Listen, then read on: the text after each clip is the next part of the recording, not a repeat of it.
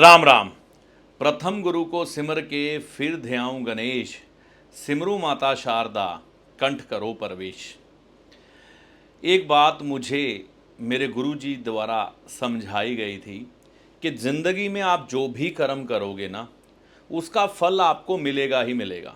मान लीजिए कि आपने खेत में हल चलाया, बीज बोया, तो फसल पकेगी ही पकेगी। इसी तरह से कोई भी क्रिया हम जब करते हैं तो उसका फल हमें मिलता ही मिलता है। ठीक है, अब कोई इसको स्वीकार करे या ना करे। ऐसा ही आज मैं आपको पितर ऋण यानी कि ऋण पितर की श्रृंखला में बताने जा रहा हूँ। कई लोगों को क्या होता है कि जीवन में जुर्माने बहुत लगते हैं, सरकार की तरफ से परेशानियाँ, अपने घर परिवार का सुख नहीं मिल पाना। कोई कमी नहीं है उनके पास, लेकिन परिवार वालों के साथ समय ना बिता पाना, परिवार का सुख ना मिल पाना, मकान का सुख ना मिल पाना। मकान कई बार होता है व्यक्ति के पास, कई बार नहीं भी होता। कई बार मकान बहुत आलीशान होता है, उसका सुख नौकर भोग रहा होता है, व्यक्ति को नहीं मिल रहा होता। और कई लोग मकान के लिए तरस तरस के मर जाते हैं कि मकान बन जाए, मकान बनता ही नहीं। तो एक बड़ा सुंदर सा विवरण ऋण पितर की इस श्रृंखला में दिया गया है शनिदेव के चैप्टर में। जालिमाना ऋण ये कैसे बनता है, इसके क्या फल हैं, इसकी क्या निशानियां हैं, इसके क्या उपाय हैं, ये सब हम चर्चा करेंगे, विस्तार से इस बात को समझेंगे और एक बात अच्छी तरह से समझने की कोशिश करेंगे कि कोई भी कर्म करने से पहले 100 बार सोचिए। अच्छा कर्म करने से पहले बिल्कुल मत सोचिए, बुरा कर्म करने से पहले 100 बार सोचिए। कहीं आपकी वजह से आपकी पीढ़ी पर मुसीबत तो नहीं आने वाली। आप तो अपनी ज़िंदगी भोग कर चले जाएंगे, लेकिन आपकी वजह से आपका ख़ानदान फंस जाएगा। ठीक है ना। तो आज यही बताने लगा हूँ मैं कि हम जब बिना सोचे कोई कर्म कर जाते हैं, उसका फल खानदान के लोगों को भुगतना पड़ता है। तो आइए जालिमाना ऋण पर बात करते हैं, चर्चा करते हैं। जालिमाना ऋण, यह ऋण संबंधित है शनि ग्रह के साथ। इसके बनने की वजह क्या है? देखिए, ज्योतिषीय दृष्टिकोण से लाल किताब क्या कहती है, ये ऋण कैसे बनता है? जब भाव नंबर 10 या 11 में सूर्य, चंद्र या मंगल हो। तो ये देखिए 1 2 3 4 5 6 7 8 9 और ये 10 और ये 11 और ये 12। तो ये दोनों भाव हैं शनि के अधिकार में। तो यहां पर शनि देव के जो प्रबल शत्रु हैं, सूर्य हो अकेले हो, या फिर चंद्र हो अकेले हो, मंगल हो अकेले हो। तो यहां पर ये अकेले हो या दो ग्रह हो या तीनों ग्रह हो, मतलब इन तीनों में से कोई एक ग्रह यहां होना चाहिए, चाहे खुद हो या किसी और ग्रह के साथ हो, तब ये ऋण बन जाता है जालिमाना, यानी कि भाव नंबर 10 में। इसी तरह से भाव नंबर 11 में सूर्य, चंद्र, मंगल, इन तीनों ग्रहों में से कोई एक ग्रह, दो ग्रह या तीन ग्रह, यानी कि अकेले हो, दो हो, तीन हो या किसी और ग्रह के साथ हो, तब ये जालिमाना ऋण बन जाता है पत्रिका में। ठीक है ना। और यह ज्योतिषीय दृष्टिकोण से है। अब किसी व्यक्ति के पास जन्म पत्रिका नहीं है तो उसे कैसे पता लगेगा कि उसकी पत्रिका में जालिमाना ऋण है जो शनि से संबंधित है? तो कहते हैं कि कोई व्यक्ति जीव हत्या करवा दे, है ना, तो उस व्यक्ति के ऊपर जालिमाना ऋण बन जाता है। ठीक है ना। ये उस पर नहीं बनता, पूरे खानदान पर बनता है। पूरा खानदान कैसे गिनती करते हैं ये वीडियो में आगे पता लग जाएगा। किसी के मकान की कीमत ना देना, है ना।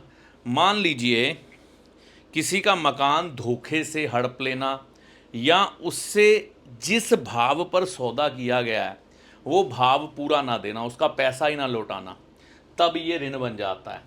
या किसी का मकान धोखे से हड़प लेना। तो जो लालची लोग हैं जो लोग ऐसी हरकतें करते हैं उनका और उनके परिवार, उनके खानदान का क्या हश्र होता है। और ख़ास तौर पर शनि की चीज़ों के मामले में आप सुन के हैरान हो जाएंगे। तो 3 कारण है, अगर किसी के पास पत्रिका ना हो ना, अपने कुल खानदान का चिट्ठा निकाल ले, है ना। अगर व्यक्ति ने, मैं ये नहीं कह रहा कि खुद ये काम किया होगा, उसके कुल खानदान में किसी ने किया होगा। तो कुल खानदान की गिनती कैसे होती है, ये वीडियो आगे आ जाएगा, आप देख लेना। तो जीव हत्या, मकान की कीमत ना देना, जिस कीमत पे सौदा किया गया हो उसको पूरी कीमत अदा ना करना, पैसा खा जाना, या किसी का मकान धोखे से ले लेना। तो अपने कुल खानदान का चैप्टर निकाल के ये देख लेना, ये गलती की होगी किसी ने।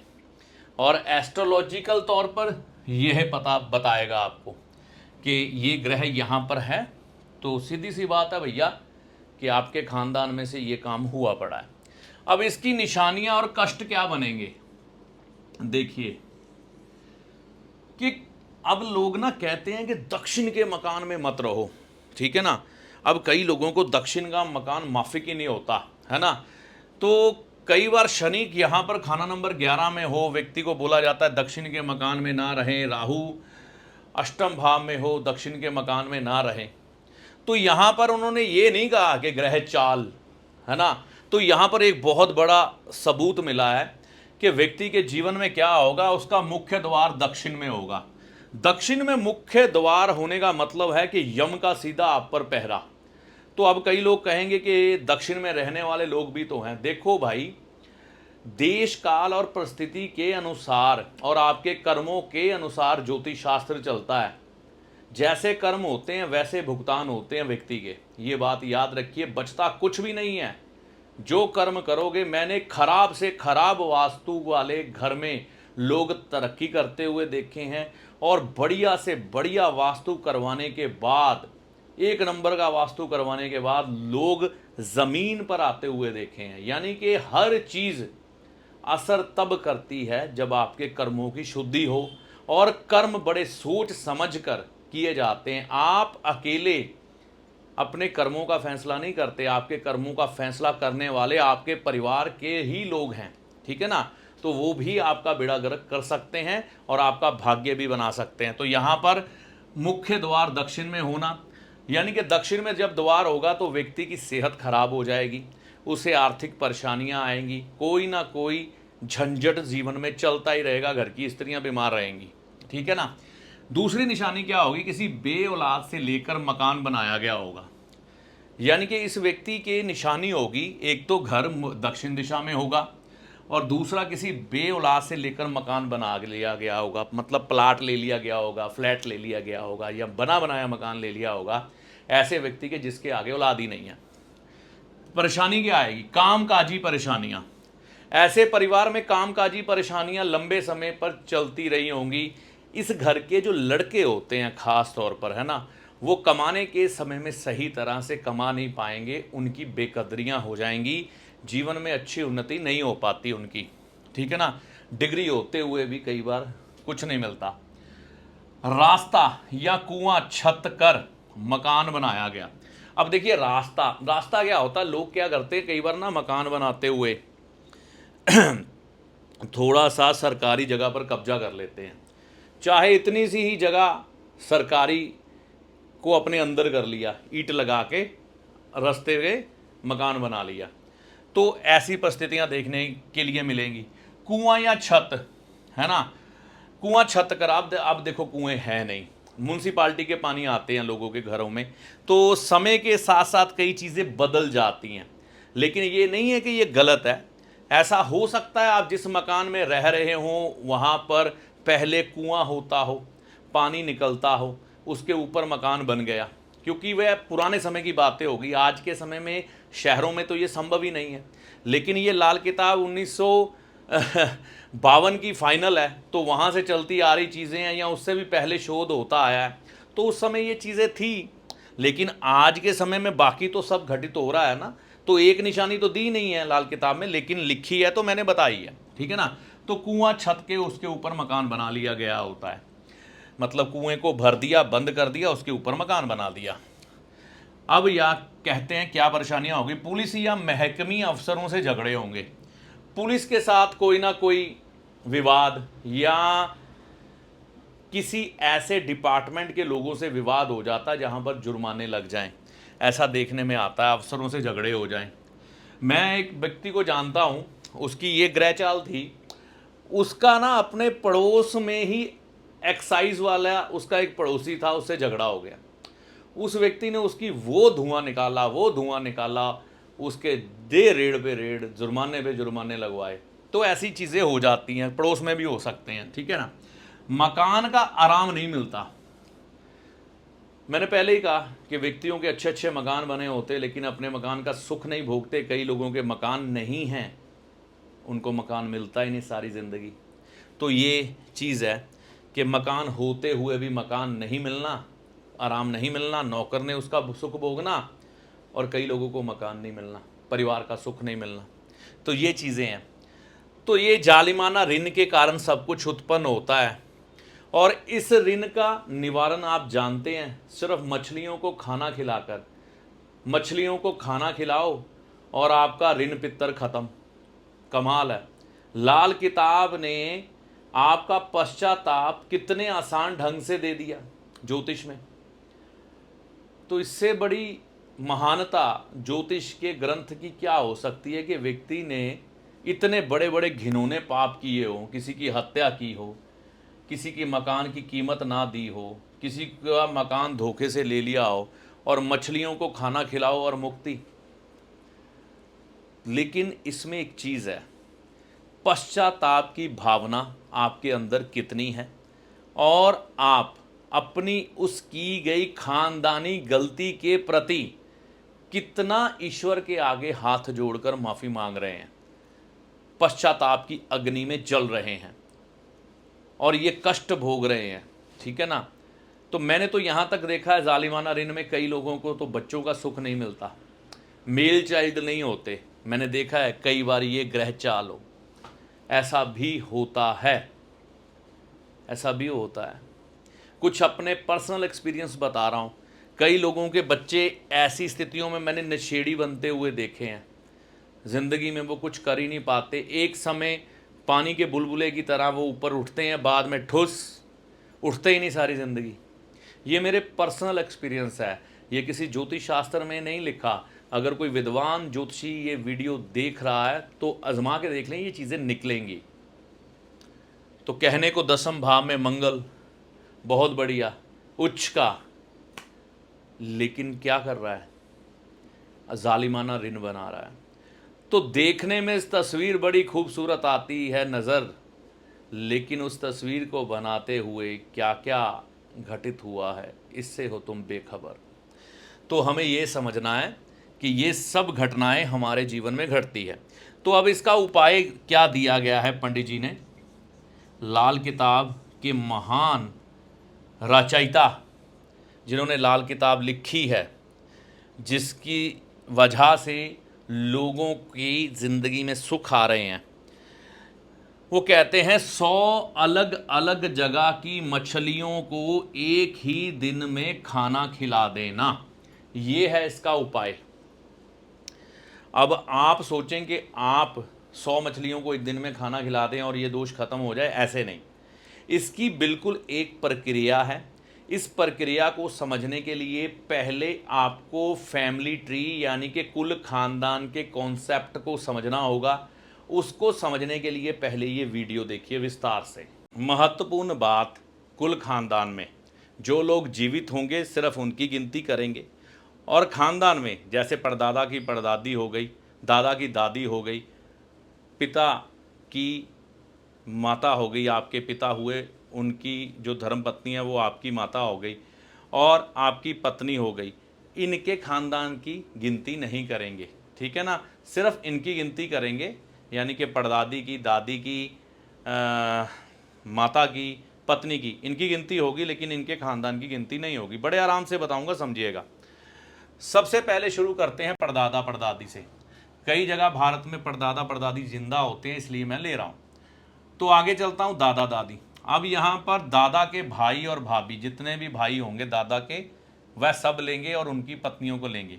अब दादा के भाइयों के बच्चे, तो यहाँ पर भाभीियों की गिनती तो पहले ही हो गई ना, तो अब ये इनके जो बच्चे होंगे उनकी गिनती लेंगे, चाहे वो लड़का हो चाहे लड़की हो। यहाँ पर दादा के भाइयों के बच्चों के बच्चे, बड़े आराम से समझिएगा। अब दादा के भाइयों के जो बच्चे होंगे, यानी कि उनमें जो लड़के होंगे, लड़कों की पत्नियां गिनेंगे हम, लड़कों की पत्नियां गिनेंगे, लेकिन जो लड़कियां होंगी ना उनको सिर्फ अकेली लेंगे, ठीक है ना, उनकी गिनती अकेली होंगी। तो यहाँ पर दादा के भाई, दादा के भाइयों के बच्चे, दादा के भाइयों के बच्चों के बच्चे, तो यहाँ पर क्या हुआ, बच्चों की पत्नियां भी हो गई, ये ध्यान रखिएगा, क्लियर। अब आगे चलता हूं, दादा की बहन, दादा की बहन को गिनेंगे और बहन के बच्चे, चाहे लड़का हो चाहे लड़की हो, उसकी गिनती होगी। फिर आगे बढ़ते हैं, फिर आपके पिता की बारी आ गई। अब यहाँ पर दादी के खानदान को नहीं लिया तो माता के खानदान को भी नहीं लेंगे, लेकिन दादी और माता की गिनती तो करेंगे। तो आपके पिता के जितने भी भाई हैं, चाहे छोटे हैं चाहे बड़े हैं, उनकी गिनती करेंगे। मान लो बड़े हैं तो ताया ताई हो गए, छोटे हैं तो चाचा चाची हो गए। अब ताया के बच्चे लेंगे, चाचा के बच्चे लेंगे, चाहे वो लड़का है चाहे वो लड़की है, उनकी हम गिनती करेंगे पूरी। अब यहाँ पर ताया चाचा के बच्चों के बच्चे, इनमें से जो लड़के होंगे ना ताया चाचा के, तो लड़कों की पत्नियों की भी गिनती करेंगे, लेकिन जो लड़कियां होंगी उनकी गिनती अकेली होगी, लेकिन लड़कियों के बच्चों की गिनती हम साथ में लेंगे, चाहे वो लड़का हो चाहे लड़की हो, ठीक है ना, ये क्लियर। अब आपके पिता की बहन यानी कि आपकी बुआ, तो बहन को गिनती करेंगे। इसी तरह दादा की बहन है, आपकी बहन है, इनके पतिदेव की गिनती नहीं करेंगे, इनके ससुराल वालों की गिनती नहीं करेंगे, सिर्फ बहन होगी और बहन के बच्चे होंगे। आगे मान लो आप पर खुद पर ऋण पितर है, तो आपकी गिनती होगी, आपकी पत्नी की गिनती होगी, लेकिन पत्नी के खानदान की गिनती नहीं होगी। अब आपके जितने भी भाई होंगे, चाहे बड़े भाई हो चाहे छोटे भाई हो, उनकी गिनती होगी और उनकी पत्नियों की गिनती होगी, ठीक है ना। अब आपके भाई भाभी के जितने भी बच्चे हैं उनकी गिनती होगी, वो कितने हैं। अब आपके भाई भाभी के बच्चों के बच्चे, इनमें जो लड़के होंगे लड़कों की पत्नियां गिनेंगे, लेकिन जो लड़कियां होंगी उनको अकेली गिनेंगे या उनकी औलाद को गिनेंगे, बस, ठीक है। अब आपकी अपनी बहन, तो बहन के बच्चे, चाहे लड़का हो चाहे लड़की हो, उसको गिनेंगे। अब आपके खुद के अपने बच्चे, चाहे वो लड़का है चाहे लड़की है, तो लड़के की अगर पत्नी है तो उसकी गिनती करेंगे, और अगर आपके लड़के के बच्चे हैं, चाहे लड़का है चाहे लड़की है, उसकी भी गिनती करेंगे, ठीक है ना। अब जो आपकी लड़की है उसकी अगर शादी हो गई है तो उसकी गिनती करेंगे ही करेंगे लड़की की, लड़की के जितने भी बच्चे हैं उनकी भी गिनती करेंगे, चाहे लड़का है चाहे लड़की, लेकिन लड़की के पति की गिनती नहीं करेंगे, लड़की के ससुराल वालों की गिनती नहीं करेंगे। ऐसी आशा करता हूं कि आप ये फैमिली ट्री अच्छे से समझे होंगे। ना समझ आया, वीडियो दोबारा इसको देखना अच्छे से, स्क्रीनशॉट मार के रख लो, वीडियो रोको, वीडियो रोक के इसकी स्क्रीनशॉट मारो, इसकी पिक्चर खींचो, और आपको ऋण पितर का कोई भी उपाय करने के लिए सहायता रहेगी, क्योंकि थ्योरी यही रहेगी, पैसा इकट्ठा करने का जो तरीका है ना फैमिली ट्री बनाकर, यही रहेगा। देखिए, फैमिली ट्री यानी कि कुल खानदान को बताने का मतलब ये है कि ज़रूरी नहीं है आपके पिता ने, आपके दादा ने, आपके परदादा ने ये गलती की हो या आपने खुद ये गलती की हो। ये कुल खानदान में जिन लोगों का भी जिक्र आया है, आपकी बुआ है, आपकी बहन है, आपके दादा के भाई है, भाई के बच्चे हैं, बच्चों के बच्चे हैं, इनमें से कोई भी करेगा ना तो सबको प्रसाद मिल बांट के मिलेगा। तो यहाँ पर व्यक्ति कहता है कि गलती कोई करे भुगतूं मैं क्यों। देखो, खून का असर इसे ही कहते हैं, करे कोई भरे कोई। तो कोई भी व्यक्ति आपके परिवार में यह गलती करता है तो उसका परिणाम सबको मिलकर भुगतना पड़ता है। कोई आज भुगतेगा, कोई कल भुगतेगा, बचेगा कोई नहीं, हर कोई भुगतेगा। तो यहाँ पर कुल खानदान की गिनती आपने कर ली। अब कुल खानदान की गिनती करने के बाद, क्योंकि ये गुनाह आपने अकेले नहीं किया है, तो यह सोचिएगा कि इसका पश्चाताप भी आप अकेले नहीं करेंगे, सभी करेंगे, क्योंकि हो सकता है आपके परिवार में से ऐसा कुछ किया ही ना गया हो, ठीक है ना। तो अब इसका दंड अकेले भुगत रहे हैं, लेकिन तो सच तो यही है जो ज्योतिष कहता है, जो उसके सिद्धांत कहते हैं। तो यहाँ पर आप क्या करेंगे, आप उन लोगों की एक लिस्ट बनाएंगे जो दुनिया में जीवित हैं। सबसे पहली बात ये है, ये उपाय उनके साथ मिलकर किया जाता है जो दुनिया में जीवित है, जो दुनिया को छोड़ के जा चुके हैं उनकी गिनती नहीं होगी, ठीक है। और दूसरी बात, अब एक लिस्ट बनाएंगे जो आपका साथ देंगे, है ना। तो आपका जो साथ देंगे उनकी एक लिस्ट बनाएंगे। कुछ एक व्यक्ति होंगे जो कारणवश बहुत दूर है, या आपकी उनसे बोलचाल नहीं है, या आप उनसे पैसे नहीं मांग सकते, या मांगेंगे तो वो देंगे नहीं, उनकी एक लिस्ट बनाएंगे। अब क्या करना है, हमने 100 अलग अलग जगह की मछलियों को खाना खिलाना है। तो ये काम थोड़ा कठिन तो है ना। तो यहाँ पर आप अकेले नहीं लगेंगे, आपके परिवार के वह सभी लोग लगेंगे जो इस उपाय में शामिल हो सकें, ठीक है ना। तो यहाँ पर दो चीज़ें होती हैं, या तो एक नदी पकड़ लो, उसके साथ साथ चलते जाओ, अलग अलग जगह पर अलग अलग मछलियों को खाना खिलाते जाओ, या परिवार के सदस्य कुल खानदान के बिखर जाएं। एक व्यक्ति उस तालाब पे चला गया, एक उस तालाब पे, एक उस नहर पे चला गया, एक उस स्थान पे चला गया, ठीक है ना। और अब जो व्यक्ति आपका साथ देंगे उनसे एक कलेक्शन की, मान लीजिए आपने 10 रुपये डाले, तो जो लोग आपका इस उपाय में साथ देना चाहते हैं उनके भी 10-10 रुपये डालेंगे। अब जो व्यक्ति होंगे आपका इस उपाय में साथ नहीं देंगे, उनके लिए आप क्या करेंगे, उनके लिए एक रास्ता ये है कि उनका 10 गुना हिस्सा आप डाल के मछलियों का चारा ले लेंगे, चाहे आटे की गोलियां बना लें या चारा ले लें, जो मछलियों के लिए उचित खुराक है वो बनाकर आपने 100 अलग अलग जगह की मछलियों को खाना खिलाना एक ही दिन में। तो परिवार के सभी सदस्य जो आपका साथ दे रहे हैं उनको शामिल करें। शनिवार का जालिमाना ऋण है, यानी कि शनिदेव का है, तो शनिवार का दिन बेहतर है इस उपाय को करने के लिए। और पश्चाताप की भावना मन में रखते हुए करें, ताकि आपके जीवन में से ये जालिमाना ऋण खत्म हो और कुल खानदान के वह लोग जो खुशी से शामिल हो जाएं उनके जीवन से भी ख़त्म हो। तो ये वीडियो इसीलिए विस्तार से है। तो इस बात को समझ के आपने, आजकल श्राद्ध के दिन चल रहे हैं, है ना, तो बहुत कुछ करते हैं पितरों के नाम पर, है ना। अब आपकी वजह से जिन लोगों को कष्ट आए हैं वो क्या आपको छोड़ेंगे। तो यहाँ पर किसी का मकान छीना गया है, किसी की प्रॉपर्टी, किसी की हत्या, तो वो भी आत्माएं तो घूम रही हैं ना कहीं आपका बुरा करने के लिए, तो उनसे भी माफ़ी मांगनी ही पड़ेगी। माफ़ी मांगोगे तो ही माफ़ी मिलेगी, नहीं तो माफ़ी नहीं मिलेगी।